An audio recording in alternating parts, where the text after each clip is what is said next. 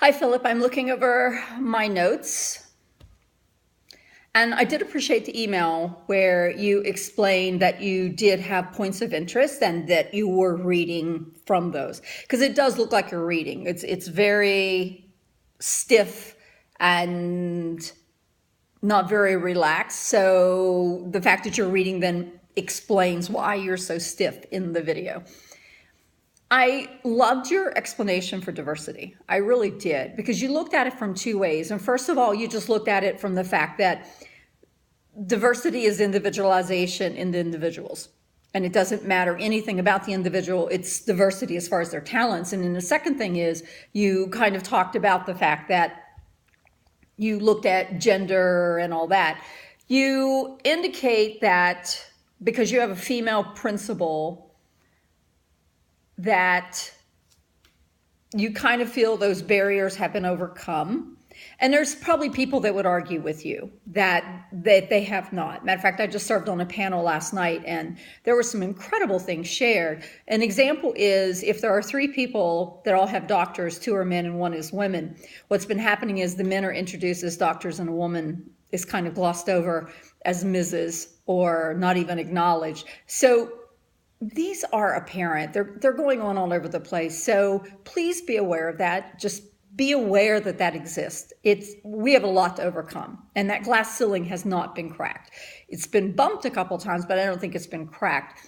I love the fact that you kind of see yourself as an outlier. You said that 45% is Black, 35% white in your school. And you went back to the fact that you think everything has to do with respect. And I absolutely agree with you. I think that if you respect an individual, I don't care what size, shape, color, whatever's going on, and they'll develop a respect for you, then that covers it.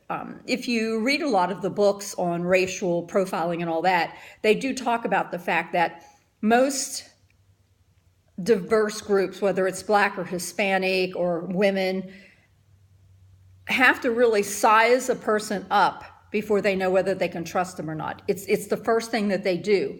They do not automatically come with trust. And I know I don't. So there's a development process. And I think the fact that you have to figure out how to cross those barriers. I'm assuming that you feel because you have served with a minority that you kind of know that, you get it, and you've got all that figured out. Your transgender response, it was a great response because I think it does have to begin with the child. What is best for the child? And then the other thing you have to deal with, and you really didn't talk about, was just because you've helped the child doesn't necessarily mean that other parents are going to agree with you. And other parents can be very vicious. They see it as it's a fear, it's something they don't understand, and they will lash out and they will do things, and so will students.